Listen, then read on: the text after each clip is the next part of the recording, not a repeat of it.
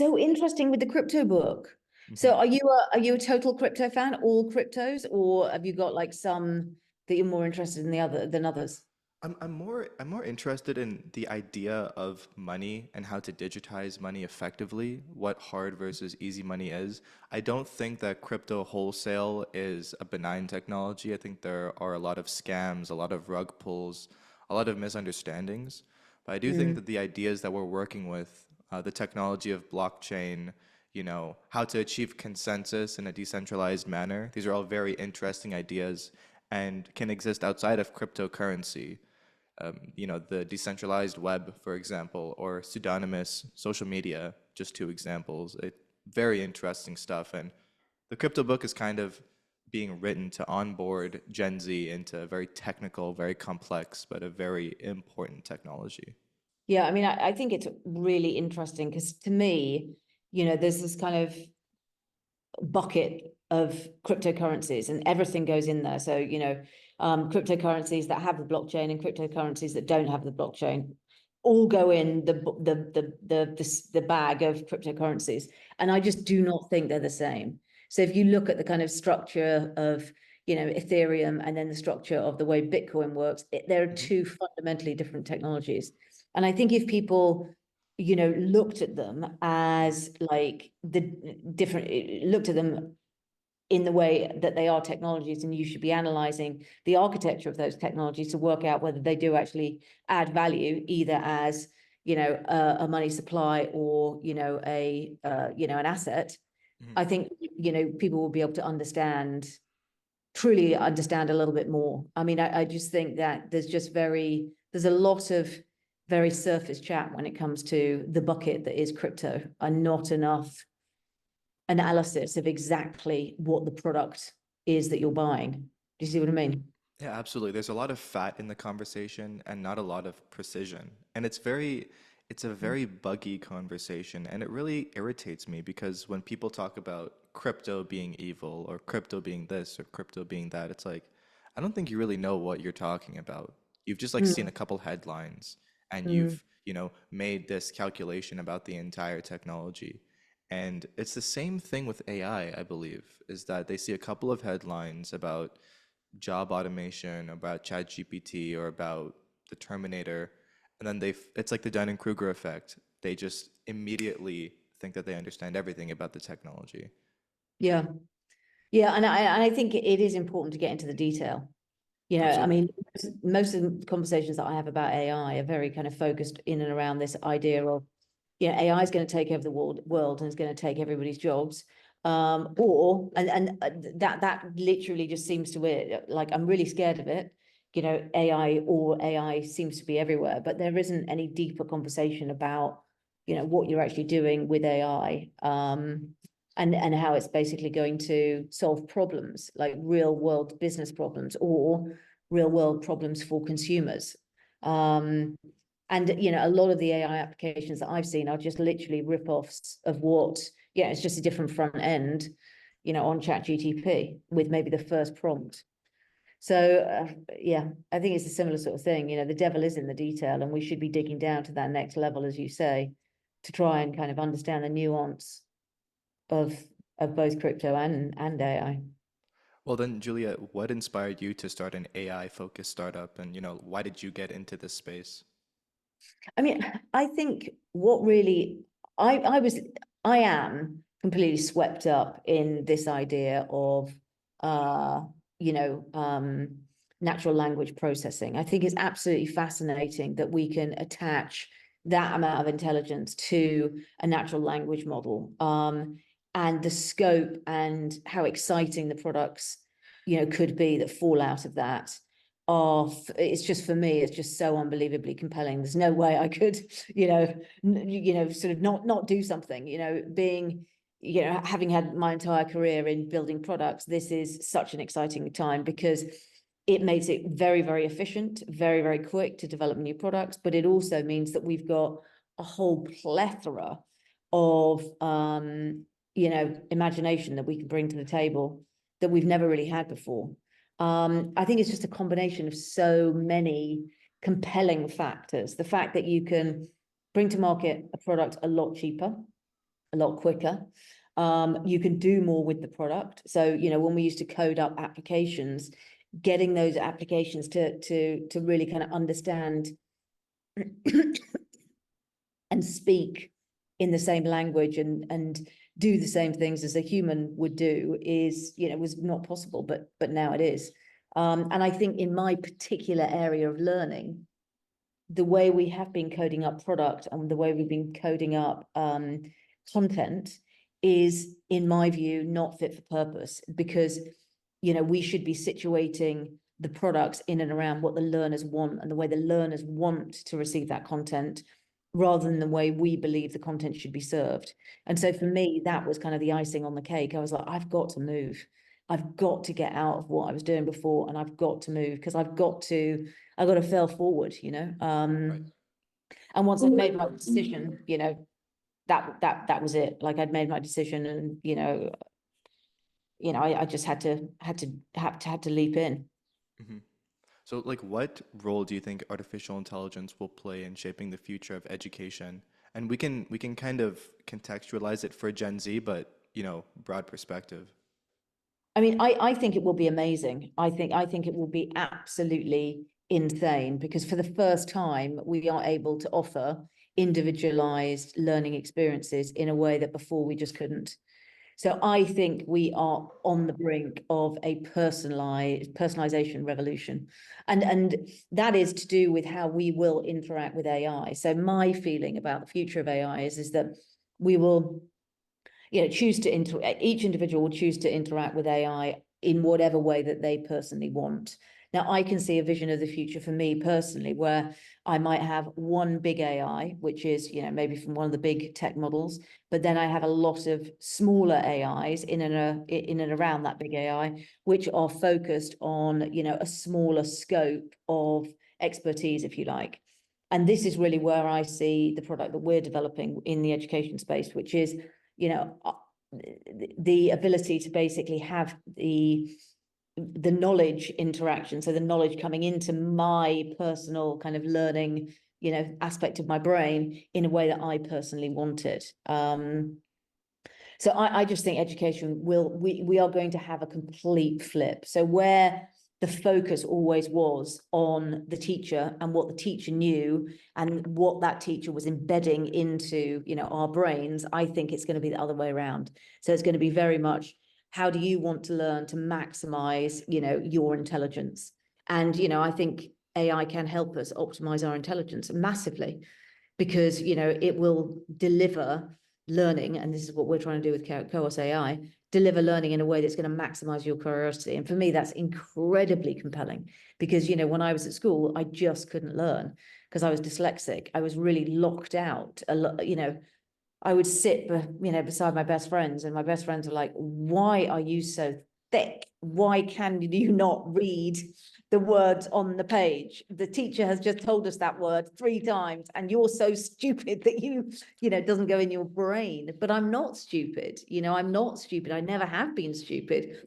It's just I'm dyslexic, and I think if you're dyslexic, or you've got ADHD, or, a million ways that school, formal education doesn't work for a lot of people. And yes, I get it. I look at my niece, and she's like, a straight A student in every single subject. I mean, she's absolutely born for, that kind of, learning experience that we get at school. She's brilliant. She's going to go on to, the best universities in the world. But my brain is not like that. And I just can't help thinking that there's a large percentage of people out there that need more assistance when it comes to learning pedagogy. They need more assistance when it comes to instructional design. They need more, personalized learning experience to get, those aha moments into their brain. And then they'll be able to link up a whole facet of different, concepts, and they can achieve anything, And I do think that this idea of being a human in the world of AI is so, it will allow us to do so much more with our lives, because we don't have to do all the boring stuff. Suddenly we can really be incredibly, creative, and basically can lead whatever life we want. I believe, if we've got these AI co-pilots in our lives, helping us with the stuff that we don't want to do. Right, and it feels like education just works for a small minority, but it's necessary for the majority. Formal education, as you were saying. So then, what does your product do? Why is your product different? What are the mindsets and philosophies that you use to build your product, and what are you trying to achieve wholesale? Yeah, so I've been in the learning technologies industry, building learning technologies for the last 25 years. So I have been around the block many, many times when it comes to building learning platforms, for both the private sector and the public sector. And what we have been very good at is building platforms and building content that allows organizations and schools to basically deliver out content to their pupils / learners. Okay, so all of the students, learners would come onto the platform and pretty much experience the same learning experience than their teams, right? And then what would happen is that we would report on that and record that. So if you think about the way education has been over, the last, millennia, right? It's very, very similar. We bring people into a classroom, we give them a one-size-all, teaching experience, and then we grade them. So we've just put that exact process onto tech, is what we've been doing the last 25 years. So it's a one-size-fits-all, everybody's doing the same curricula, everybody's doing the same thing. Yeah, you might be able to go into the library. So a human being would go into a library, would peruse the books, and would be able to take books off the shelf and would be able to read them in the same way as you can do that in a digital library. So what we essentially did is we took the learning experience that was face to face, and we mimicked that and applied technology to it. And growth engineering, the business that does that and does it, for Apple, for L'Oreal, for HP, for some of the biggest companies in the world, Victoria's Secrets.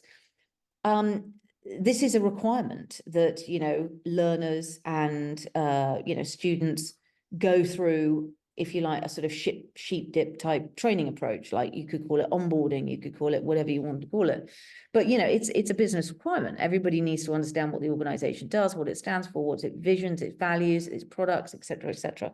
So there's a role for that. So over the last sort of 20 years, when we've been building this platform, our focus has been very much on the more your learners learn, the more people are curious about what you do, the more likely you are to get a better return on investment. So what engagement mechanisms can we use to basically make the learning experience more enjoyable? Well, we can do more gamification, we can do more game-based learning, we can do more social learning, so that's what we've been focused on, to really try and create these very vibrant, either mobile or web-based learning communities where new learning is shared. The focus is very much on the application of the learning. But with the emergence of these large language models, it does allow us to do something a lot bigger. So about 2 years ago, I started sort of thinking about the process, the learning pedagogy that could be vastly improved with the arrival of these large language models. So one of the things that I think is important is that in a sheep dip kind of one-size-fits-all approach, the learner is never active in selecting what they want to do. And I think that's a problem.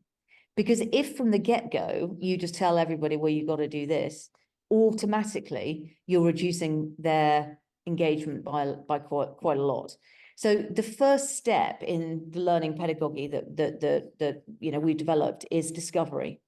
So we want the AI, KOOS is what it's called, to talk to you about your career aspirations, how you learn, when you like to learn, but mostly how you want to design your life. Okay, so we want KOOS to have a really big conversation with you about where you are now, what skills you believe you have in certain areas. So that's the first stage of it. So it's all about discovery. So KOOS is like a very expert learning and development consultant who will basically give you one-on-one training needs analysis.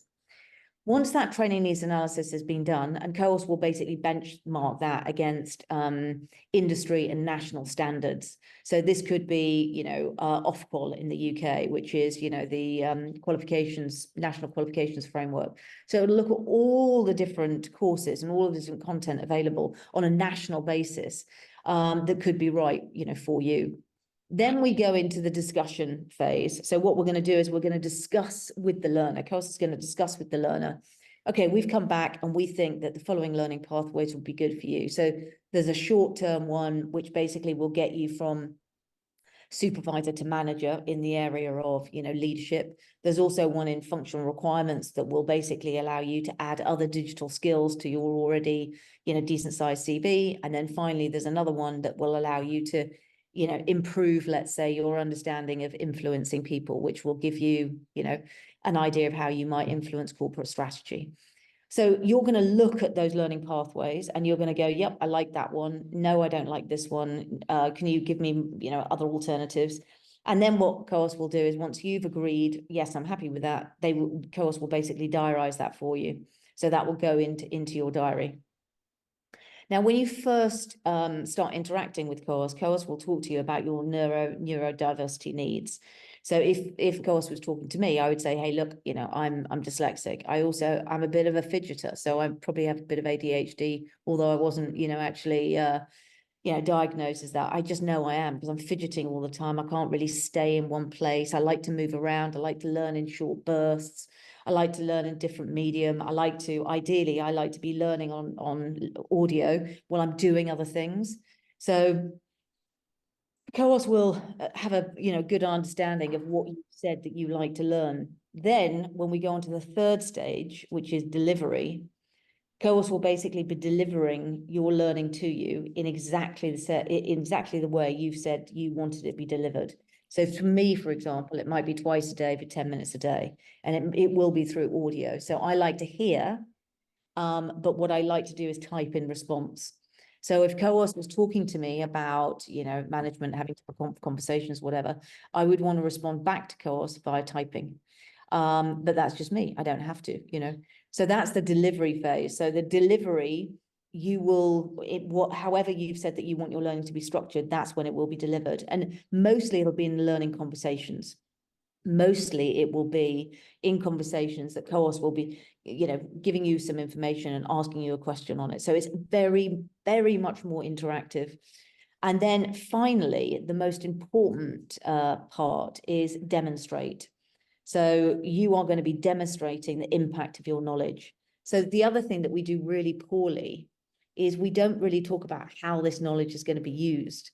So as a learner, you can spend a lot of time, learning about something new, be it algebra, be it, health and safety. But how is it impacting your life? What difference is it making? How are you basically, what value does this new information have to you? And so what KOOS will do is then give you a series of different case studies, challenges to get you to ruminate, cogitate, and basically think about the information that you've learned and how you would put it into action. And that's very, very exciting, not only to individuals, because it also makes them think, wow, I really have moved on. My thinking has changed, the way I would react to the situation has changed. But it's also great for organizations because it really helps them understand the impact of what their learning is having on their teams. So Wow, I that's mean, the category. Yeah.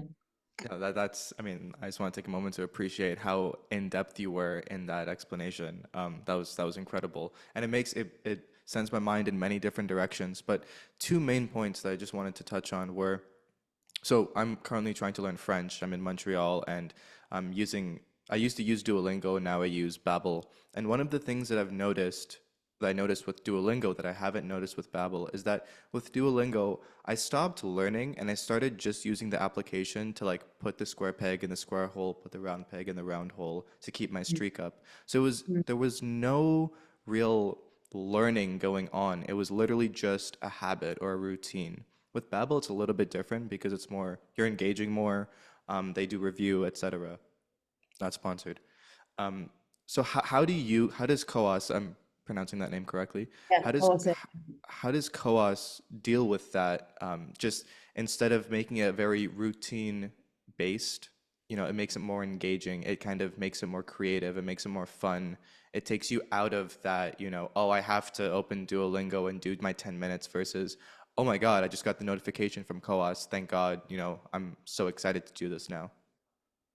yeah. So I mean, I think for me, the key for um, getting a kind of engaging learning experience really comes back to Bloom's taxonomy. So I'm not sure if your listeners or yourself are familiar with Bloom's taxonomy, but it is basically a taxonomy that helps us understand how learners' brains work best. Okay. So what we know is, so in Bloom's taxonomy, and I'll do this kind of relatively slowly. Imagine a pyramid, okay, that looks like a pyramid. And on the bottom, you've got remember, okay? So somebody's going to give you new information and you're going to remember it. This is actually quite boring for the brain. Then on top of that, you've got the brain needs to understand it. Then it starts getting slightly more exciting for the brain, because you go, how are you going to apply it? Okay, so you want to apply that knowledge. So the brain is now sparking. Then you go one step further of analyzing. Then you go one step further, evaluating, and then finally on top you create. So if you can imagine, okay, what we have been very kind of used to is this idea that in typical learning, you would be at the bottom. So what you were doing in Duolingo is kind of remembering. You weren't at the higher levels. What you want a really good teacher to do is force you to take that information and apply it at the higher levels of Bloom's taxonomy, because in that way you will get a much more engaging experience. So when you are being asked to apply your new knowledge in different situations. So how would you say this in French? Or analyze, if you were in a bar and somebody said this or somebody said this, which one do you think is more likely, to be correct? Evaluate what would be an appropriate response to this. And then finally, if you were in a bar, how would you spark up a conversation with 7 different people on the following topics, right? So what you want to do, or what any kind of learning expert wants to do, is create learning challenges, learning interactions that allow the individual to think further up Bloom's taxonomy. And so that is exactly what we are doing with KOOS AI. So we look at the learning objectives, look at the learning outcomes, okay? And then from that, we program the prompts to basically construct the learning in such a way that we're spending more time on apply, analyze, evaluate, and create than we are at the kind of more boring levels. And so automatically the brain will enjoy that more. Now, it probably means that you're going to spend less time learning a day. Okay, so we're not going to be asking you to learn for an hour a day. We might be asking you to learn for 3 minutes every, 4 hours, because we're going to be taxing your brain more. But you are going to be more absorbed because we're directly challenging you to think about what the new knowledge. So that's the idea. And let's be clear, these our understanding of how the brain creates curiosity or becomes curious have been known for a long time. So if you look at the way Plato discusses education, he talks about the most important thing in education is not teaching the thing, it's teaching us to be curious. And how we do that is we really do focus on the higher elements of Bloom's taxonomy, which is, discussion, evaluate, create, analyze, those types of elements. So it's not a, yeah, I mean, I hope what I've said was not too confusing, but I think at some levels, people understand that there is some learning experience that are more rewarding. And that's what we're trying to do. We're trying to ensure that every single learning, interaction is rewarding for the learner. Right. No, and it wasn't confusing at all. It's incredibly powerful. And I was familiar with Bloom's taxonomy, but I wasn't, now I'm way more familiar and way more surprised. And it totally makes sense why an hour on Duolingo is just rote compared Mm, to, 3 minutes of actually, playing guitar and creating. Like those, yeah, I know those are two different skills, but like I think the analogy that we're using, or the meta idea, is that one, you're just, again, putting square pegs in square holes, but the other is you're yeah, actually using all of your skills to create something. And then you get exactly. to see the way that you're playing the chords, the way that your hands are positioned, et cetera, et cetera. Now, touching on large language models, because unfortunately, in this, very mainstream conversation with AI, you have to touch upon the problems of artificial intelligence, and especially with learning, um, and using prompts and, bias, privacy, hallucination, they all play a factor, currently and in the future. So then, how does your company, how does your technology deal with these problems? Are you guys really thinking about them? Are they not something that you're worried about? Like, what are your thoughts on these? Yeah, so I mean, if you think about the world that iridescent technology operates in, it's actually really, it's a very small world that we operate in. So what we're saying is we don't want to be necessarily responsible for creating the content. So what we do is we direct co-ops to established models that are used holistically by the country. Okay, so Ofqual is the government organization which is responsible for every single qualification, be it vocational or academic, in the UK. They are the the qualifications agency. You can't go any higher. Every single qualification that anybody does in the UK needs to be quality checked and verified by Ofqual. So what we say is, and that's all in the public domain. So everybody, anyone can go in and they can look at the qualification, they can look at the learning objectives, the learning outcomes, the credits, the not the content, but they can basically look at the structure of the qualification. So what we say is, hey, COOS, go to Ofqual, look at the learning objectives, look at the learning outcomes.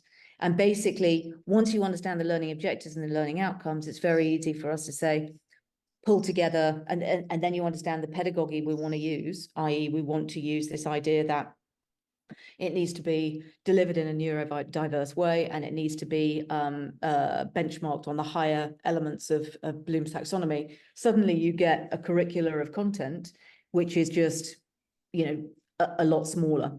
Now, if the learning objectives and learning outcomes are not met and they don't achieve the quality guidelines set out by these organizations, then obviously we can't we can't move forward, and COOS essentially doesn't work. And so one of the things that we've had to work really hard at is just ensuring that the quality scope of the content that is delivered to the learners is benchmarked to the highest standards. But once we've got that benchmark, and every time COOS creates a new piece of content or interacts with the learner, it automatically goes back to the quality standards that are published in Ofqual, we know that we've hit the quality mark and we can move forward. So from that point of view, we're not going rogue on content. So we're not in a world where basically we're creating, because obviously that's not useful to learners. So if they're spending 2 years of their life investing, in learning management or whatever, we don't want a situation, or finance or whatever it might be. We don't want a situation where that's not benchmarked and they can't get credits for it. So that's where we have been ensuring the quality. We haven't had a situation where we've got sort of hallucinations, because every time COOS hits basically, right, there's a gap here, we've identified that the following content is needed for the following learner. Again, it needs to be benchmarked. Is there learning objectives and are there learning outcomes? And is the content sandwiched between those two things? More broadly, if you're going out to the internet and you're asking, the open internet without any guardrails for information, then you're going to get hallucinations. There's no question about it. You can't. That's just kind of like asking Google. You are going to get some erroneous information back. So unless you put guardrails in the prompt engineering, you're going to have problems. The other thing is you're going to have problems if you have very, you use very large context windows. So that's another problem you're going to have. So the structure of what we're building, we're using a multi-agent system where, you know, you've got agents that do small bits and constantly, you know, ensure the quality of the other agents.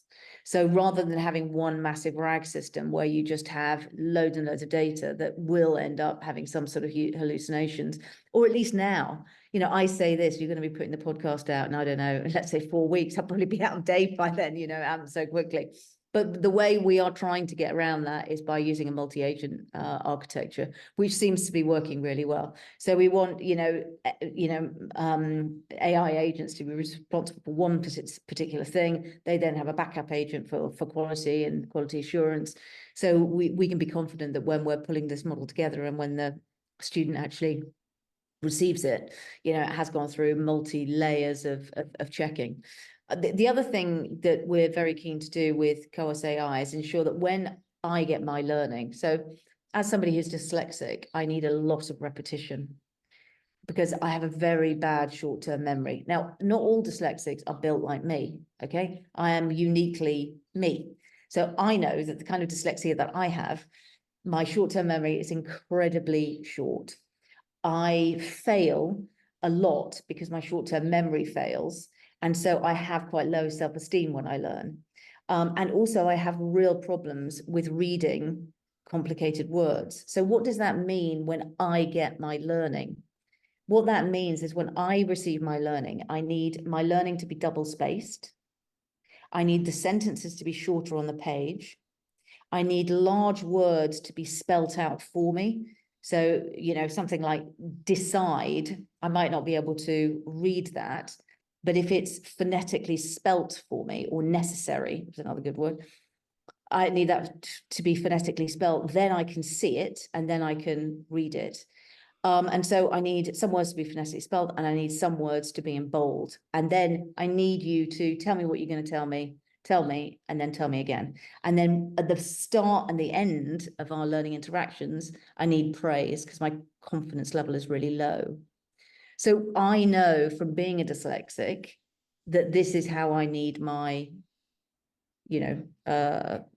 content to be delivered to me. And so this is the interface and the experience that I am going to get. If I'm somebody with ADHD, I might need something else. Yeah. So you might need your learning to be spaced in a way that allows you to do other things at the same time.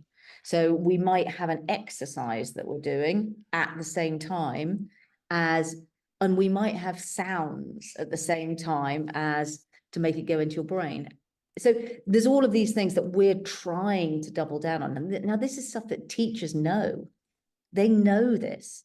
So we're trying to make the AI act more like expert humans than let the AI turn rampant. We're not interested in what the AI might produce. We're interested in really being the conductor of getting this AI to maximize our performance as humans. That's what we're interested in getting the AI to do. What a fascinating technology from a fascinating human. I want to turn. I want to stay on the startup, but I want to turn, instead of just talking about the AI technology. Your entire startup is full of Gen Z, and I know we Yes. talked about that before. So, from a female leader like yourself, what is that? Like, why all Gen Z? What is interesting about this generation, and what excites you about them and their collective psychologies and individual habits? Well, I mean, I think one of the first things is that I was incredibly lucky to know one of the smartest people that I do in my life, which is my son Cosmo. And when I was talking to him about, iridescent and what I wanted to do, he was like, "I just want to do it with you, Mum," which generally, 21-year-old kids, they're not that fond of hanging out with their parents a lot of the time, but Cosmo was like, I am absolutely fascinated in what you're doing.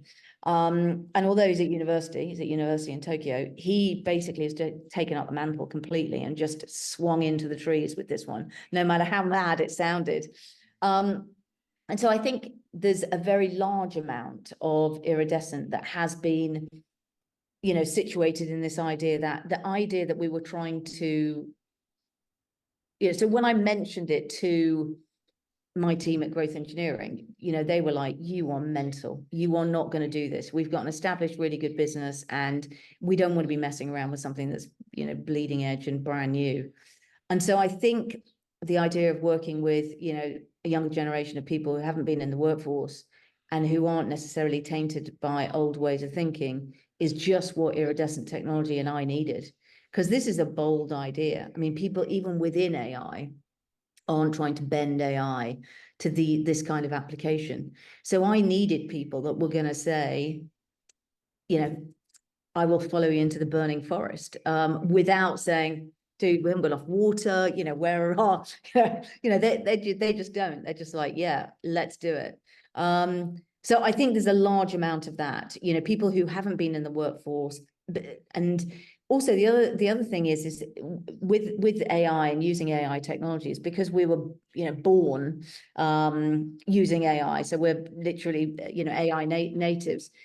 They don't need to have experience of anything else. Nobody has any experience of AI. So it's been kind of, you know, a new generation coming into the workforce with a brand new technology and, you know, a fresh and new way of thinking, like, you know, the art of the possible type thing. So I think from a technology point of view, you know, it was just the right generation at the right time. But the other thing that I think is really interesting is marketing. So having, you know, been in the workplace for the last, whatever, 30 years, my belief is that marketing is fundamentally changing. And for those people in marketing, you're probably sitting there listening to this going, really? You know, she's about 5 years, you know, after the curve.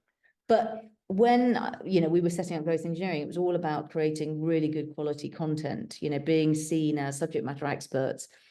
Whereas now I do think there's a whole new thing, which is about, you know, you need to have your own brand personality. You know, products don't really sell, it's more personalities that sell. And, you know, I've been really lucky with, you know, Billy, you know, manages all our social. She is really clear on what that whole kind of new way of marketing looks like. And so that's also been, you know, really a real fresh way of for me, because she's led it, you know, she's led it. She's like, no, this is what you need to do in terms of marketing, in the same way as Cosmo's like, no, we're not ready to actually lay down any code. Let's carry on investigating. We can do more, we can get it closer to this perfect vision of education that you have. You know, both of them are doing a similar sort of thing, which is, you know, kind of investigation, and then being just incredibly bold in terms of how they're going out there and, you know, and doing it. So yeah, I think I've just been very lucky. You know, I mean, business is really about the people that you're working with, and I think I've just been, you know, right place, right time. You know. No, absolutely. It does seem like Gen Z are changing the name of the game when it comes to not just marketing, but changing the workforce and workplace dynamics. I literally just uploaded a podcast about working with Gen Z, and so you're echoing a lot of the things that are being seen in corporations and in schools. Um, how do you see AI evolving in the next decade, maybe pertaining to Gen Z, but just in general? Are you excited for the future about larger and larger language models? Does this also play a factor into the startup, into the technology? Are you worried that you're going to have to overhaul things as newer technologies come in? Are you not worried at all? So with regards to large language models, I think there's only so much space for large language models because they're very expensive to train. And they're also, it's not necessary to have more than we've probably got. So I'm not saying we will end up with the same big boys as we've got now, big boys, big girls, whatever you want to call them. But I am saying there's just really there's not any reason to have, you know, many more of them. However, we have got a problem in so much as we've got a huge amount of investment going into these large language models, and people really don't know what to do at an application level. So we are basically creating our application on Claude 3. We would hope in the future we are able to create our own large language model, which won't be anything like as expensive as the big boys, because we're using the area of learning pedagogy and learning preferences and neurodiversity as basically, our expert, data set. So I think what we'll see is a couple of these massive holistic large language models. And what will happen from then is then you'll get, some smaller AI models that will be, subject matter, relevant based on the data sets that they're pulling from. And then you'll get a lot of applications. And we really haven't seen lots of decent AI applications. Like a lot of the AI applications we've seen so far, let's say take something like Jasper AI or, Reword or any of those, they're not much better than just the normal large language models. They're basically just a kind of pretty face put on, ChatGTP or whatever. I mean, I think Jasper is ChatGTP. I don't know what Reword is. So I think what we're going to see is more smaller large language models that are vertically specialized. And I think we're going to see a plethora of really interesting AI applications. But we haven't even begun to see those yet. Like, if I think what we're doing with KOOS AI, realistically, it's taken us probably about a year to codify the codify the problem that we're solving, codify the product, and then work out how we're going to architecturally, pull it together using AI. What is clear is that utilizing AI, you can obviously lay down code a hell of a lot quicker because it's all automated, right? So the barriers to entry for people entering the market for applications is it's not that high. What I think will be very interesting to see is how good they are. Because just because you know how to code something up doesn't mean to say you're going to get money, make any money, quite frankly, because you might not be solving a big enough problem. And I think that's the problem with some of the AI applications we've seen at the moment, like Reword and, Jasper AI. They just are not that much better than, ChatGTP or whatever. But the other thing that I think is really interesting is I don't know if you noticed, but this week, the downloads for ChatGTP have also, they're flatlined. And the question that I would have, on that is, if the downloads on ChatGTP are slowing down and people are using it, the paid version less, they're just not seeing the benefits of upgrading. It's a bit like an iPhone. Then, what that means is we're going to need to, the innovation doesn't need to go any further. What we need to do is we need to work out how we're going to make that innovation useful. So I think that may be the period that we're entering now for the next couple of years, where you're going to have a lot of applications coming out, and hopefully we will see multiple different types of productivity improvements in multiple different industries and, roles. I mean, can we just touch on this aspect of if you don't know how to code and you use a ChatGPT like system, now you Yeah. automatically know how to code, you have that skill, but you're not necessarily going to get paid for it because no one is going to pay you to use a tool like ChatGPT and code for them. Does this represent a certain disruption in the tech industry and in many different fields, many different skills where originally, writers, computer programmers, they were not journalists were paid well, but they were in a caliber of skill set where computers weren't really going to disrupt them. Like when you saw GPT-3 writing, for example, you're like, this is not anything interesting. It's cool, but it's not interesting. But now we're starting to be unable to identify what is written by AI and what is not. So what kind of disruption does this represent, and how do we navigate this space? Should we be fearful of it, or should we be thankful, like, oh, okay, now these pretty redundant skills, pretty redundant jobs are not as available, and so we can focus on more creative work? I mean, I think the impact that AI will have on individuals' lives and individuals' professions is basically predicated on their attitude towards AI. Mm. So I personally think that if you are somebody who is, absolutely terrified of AI and you don't want to use it and you don't want to do anything, then you will get left behind, because there's absolutely no doubt that you do need to pick up new technologies, just like, there was a pencil and then a biro came along, and, a biro is better than a pencil. It's just as simple as that. So you're hoping that you're going to pick up the biro, and then after that, you'd hope that, you're going to pick up the word processor, and then you're going to pick up the computer, and then you're going to, so, you have to invest in yourself, and you have to be confident enough to basically invest in AI. I mean, I think that those people that stick their head in the sand and just absolutely refuse to interact with AI, they will struggle, because, those of us who are using AI every single day, are getting far faster and more efficient and better at what they're doing. So I don't think you need to be scared of it. I just think you need to treat this innovation in the same way as you've treated every innovation, that's come. Do I think that all tech jobs are going to be destroyed because of AI? No, I don't. And I tell you why, because, you've still got major banks using mainframe computing. I mean, you can't suddenly switch off, legacy platforms. You can't suddenly just, basically not have people, looking after all of the applications that have been built, all of the SaaS applications.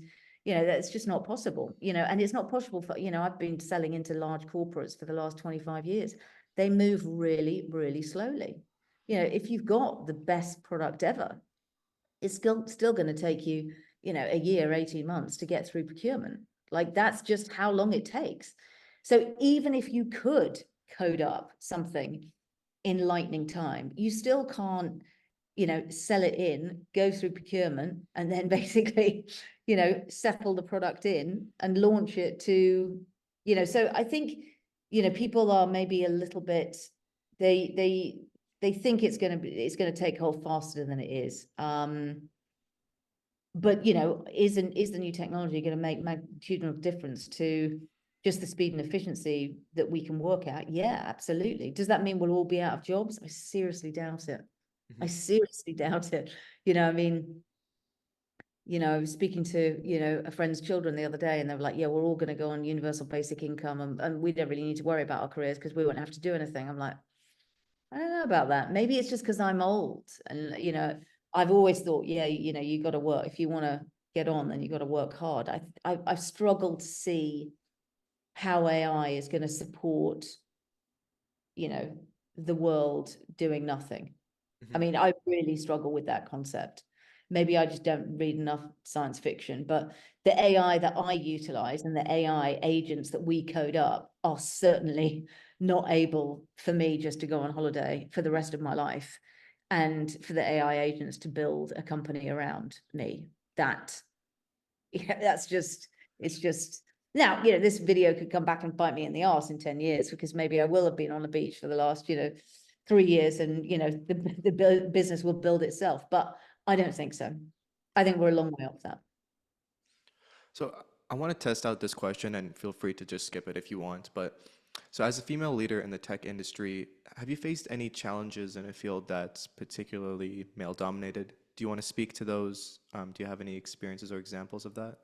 I mean, I think it is a sensitive subject, because I think people don't want to necessarily, or I haven't in the past wanted to talk about Sure. how vulnerable it is, I think, to be a woman in tech. But I think it is very, very scary. I mean, from the earliest times, when I first started my career, when I was just came out of university, walking onto a floor of all tech people where there just weren't any females, it's not very pleasant. When you are one in a herd of, when you are the only one that is female, it's not very nice. And even, running growth engineering, we obviously have had female tech leaders within growth engineering, and we've had, the odd female developer, but overall, most people in tech are still male. And I think it has been far harder than it needs to be honest with you. Like, if I was a man, I just don't think it would have been so hard. I think you get a lot of she really doesn't know what she's talking about. You know, that's what Mm, they're thinking. They're not actually saying it to you, but that's what they're thinking. So I think that is, you know, I very much felt that throughout my career. There's no question. And then I think if you go to the area of finance, so most of the edtech startups, when I first started growth engineering, they all took money, but I was having babies. Like, what are you going to do? Nobody was going to invest, in me while I was having babies. They would have literally just been like, no, you're having babies. You can't be CEO. Your place, I can remember going into many meetings and they would ask me what my husband did. They would mm, ask, I mean, they would say things like, who looks after the children? I mean, you just like, what world do we live in here? Now, I just think that, and it's not fair because they don't ask that of male counterparts. right. Now, is that getting better? I absolutely don't know.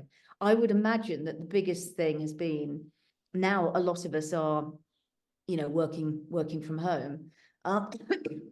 And we have a much more flexible. I mean, if I look at the iridescent team, we've got people in Tokyo, Mexico City, Spain, London, India, Bangladesh. So we're not even on the same time zone. We certainly don't work. We don't have a common idea of a work the work week.